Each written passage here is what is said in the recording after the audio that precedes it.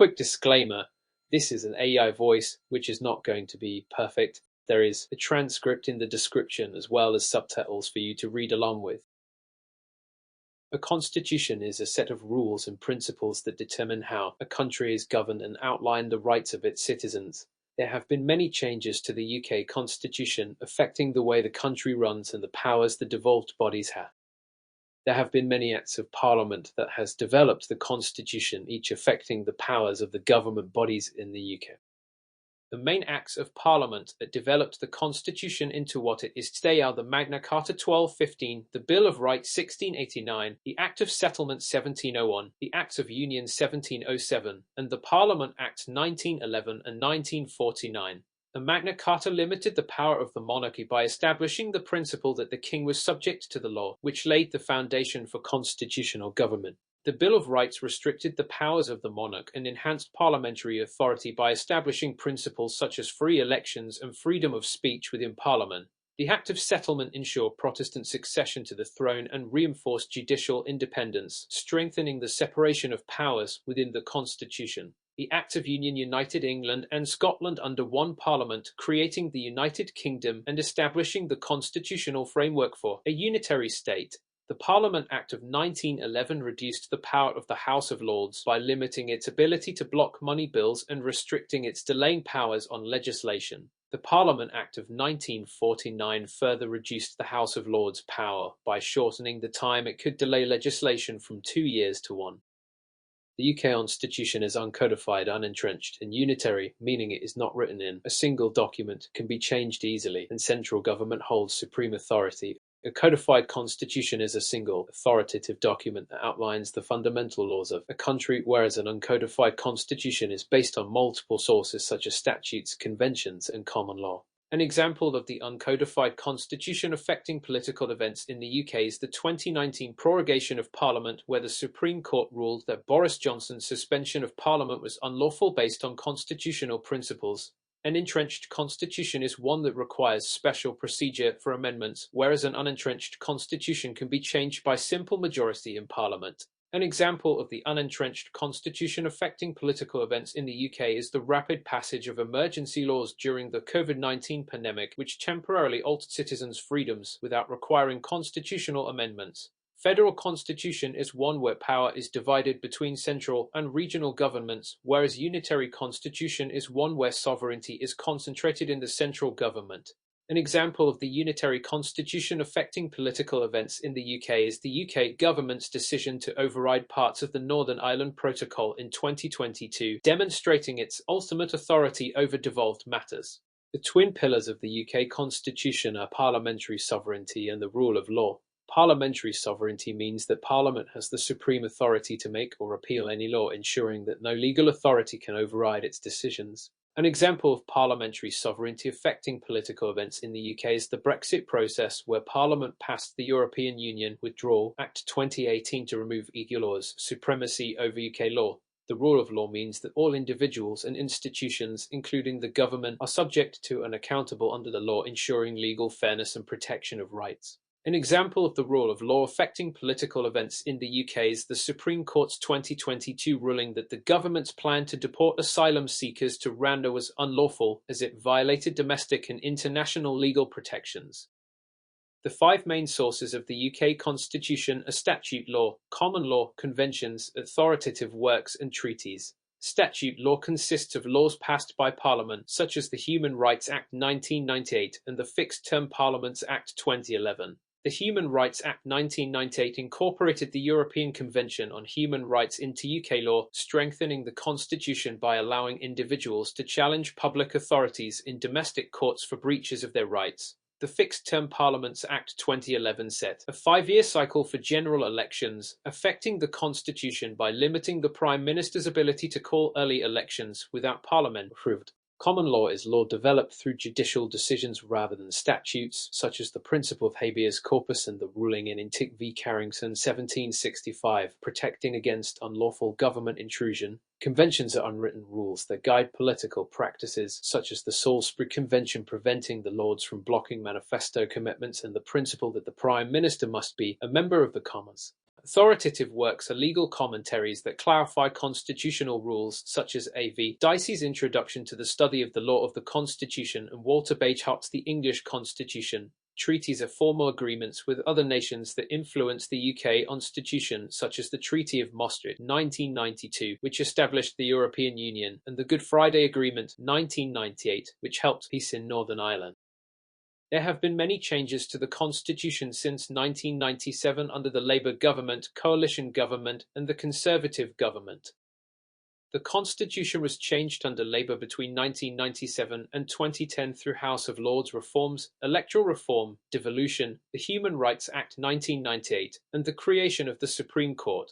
Labour reformed the House of Lords to reduce hereditary influence and make it more democratic, which affected the constitution by increasing the power of appointed life peers and strengthening parliamentary accountability. Labour implemented electoral reforms to improve representation in devolved governments, which affected the constitution by introducing proportional representation in Scotland, Wales, and Northern Ireland, altering the traditional first-past-the-post system. Devolution is the transfer of power from central government to regional governments, allowing them to make decisions on certain policy areas independently. Labour implemented devolution to address demands for greater regional self-governance, which affected the constitution by decentralising power and creating distinct legislative bodies in Scotland, Wales, and Northern Ireland. The Human Rights Act 1998 incorporated the European Convention on Human Rights into UK law, which affected the constitution by allowing individuals to challenge public authorities in domestic courts breaches of their rights. The Supreme Court is the highest court in the UK, responsible for ruling on constitutional and legal matters independently of Parliament. Labour implemented the Supreme Court to separate judicial and legislative powers, which affected the constitution by enhancing judicial independence and removing the Law Lords from the House of Lords. The constitution was changed under the Conservative and Liberal Democrat coalition between 2010 and 2015 through the Fixed Term Parliaments Act 2011 and further devolution to Wales. The Fixed Term Parliaments Act 2011 set a 5-year election cycle which affected the constitution by restricting the Prime Minister's ability to call early elections without parliamentary approval. The coalition government granted further devolution to Wales to give it more legislative autonomy, which affected the constitution by strengthening Welsh self-governance and reducing central government control over Welsh affairs.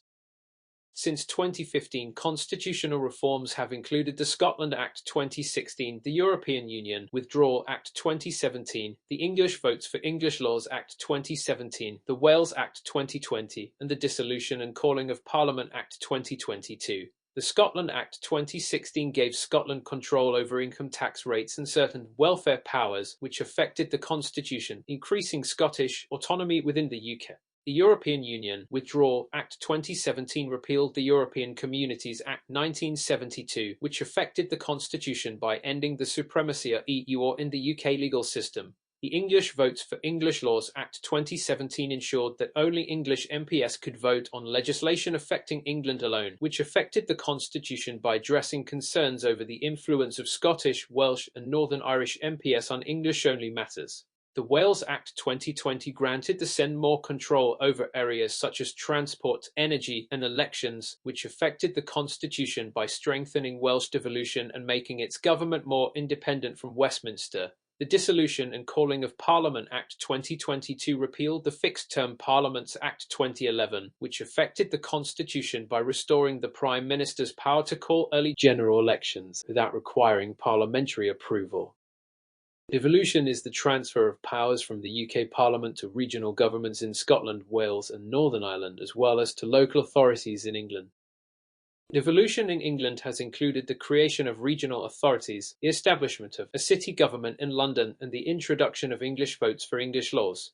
Regional authorities have powers over transport, housing, and economic development, granted by the Local Democracy, Economic Development and Construction Act 2009 and subsequent legislation, which has decentralised decision-making and altered the balance within the UK constitution. The city government in London, led by the Mayor and the London Assembly, has powers over transport, policing and economic development, granted by the Greater London Authority Act 1999, which has strengthened regional governance within the UK Constitution. English votes for English laws was introduced to give English MPs greater say over laws affecting only England through procedures established in 2015, which has addressed concerns over legislative fairness but also complicated parliamentary procedures. Devolution in England has led to greater local decision-making but has also raised questions about the asymmetry of devolution within the UK, influencing debates on constitutional reform.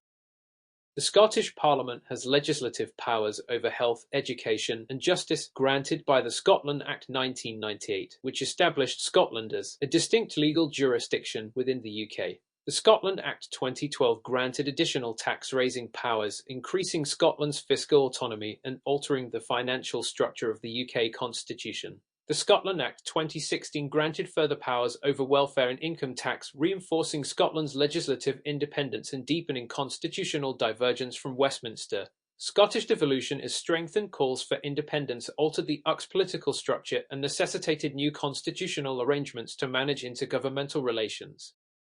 The Welsh Assembly has powers over education, health and transport, initially granted by the Government of Wales Act 1998, which introduced a devolved legislature with executive authority. The Government of Wales Act 2006 granted the Assembly the ability to pass primary legislation, increasing its legislative autonomy and shifting power away from Westminster. The Welsh Assembly has powers over education, health and transport, initially granted by the Government of Wales Act 1998, which introduced a devolved legislature with executive authority. The Government of Wales Act 2006 granted the Assembly the ability to pass primary legislation, increasing its legislative autonomy and shifting power away from Westminster.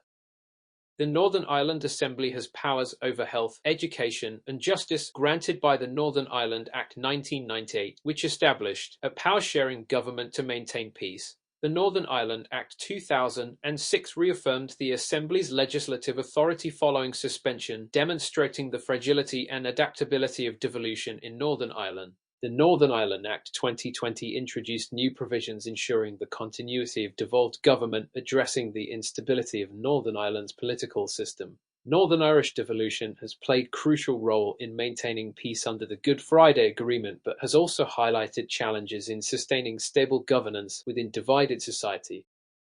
There are many debates on whether previous reforms should be extended and whether devolved bodies should be granted more power. There are also arguments for changing the nature of the Constitution. The House of Lords should be reformed further as it remains unelected and unaccountable, undermining democratic legitimacy. However, it should not be reformed because it provides expert scrutiny and a check on the government without electoral pressures. The electoral system should be reformed further as first past the post produces disproportionate results and limits voter choice. However, it should not be reformed because it provides strong and stable government while maintaining the constituency link. The Human Rights Act 1998 should be extended as it protects fundamental freedoms and ensures government accountability. However, it should not be extended because it limits parliamentary sovereignty and allows courts too much influence over political decisions. The powers of the Supreme Court should be extended as it strengthens the judiciary's ability to check executive power and uphold the rule of law. However, they should not be extended because it risks undermining parliamentary sovereignty and politicizing the judiciary. The Fixed-Term Parliaments Act should be extended as it prevents opportunistic early elections and ensures political stability. However, it should not be extended because it restricts the government's ability to respond flexibly to political crises. Devolution in England should be extended further as it would address the democratic deficit outside London and give local regions more control. However, devolution should not be extended because it could create regional disparities and weaken the role of Parliament. Devolution in Scotland should be extended further as it reflects the distinct political identity of Scotland and increases self-governance. However, devolution should not be extended because it risks independence movements and weakening the UK's unity. Devolution in Wales should be extended further as it enhances democratic representation and allows for policies tailored to Welsh needs. However, devolution should not be extended because Wales has fewer resources than Scotland, making greater autonomy more challenging. Devolution in Northern Ireland should be extended further as it strengthens local governance and supports the Good Friday Agreement. However, devolution should not be extended because political instability in Northern Ireland makes further devolution unpredictable and fragile. The UK Constitution should be changed to be codified as it would provide clarity, limit government overreach, and protect rights more effectively. However, it should not be changed because the current system is flexible, adaptable, and allows Parliament to respond quickly to crises. The UK Constitution should be changed to be entrenched as it would prevent governments from making significant constitutional changes too easily. However, it should not be changed because it would reduce flexibility and make necessary reforms harder to achieve. The UK Constitution should be changed to include a Bill of Rights as it would strengthen individual protections and limit government power more effectively. However, it should not be changed because the Human Rights Act already provides protections and a Bill of Rights could reduce parliamentary sovereignty. Thank you for watching this video on the UK Constitution. I'll see you in the next lesson.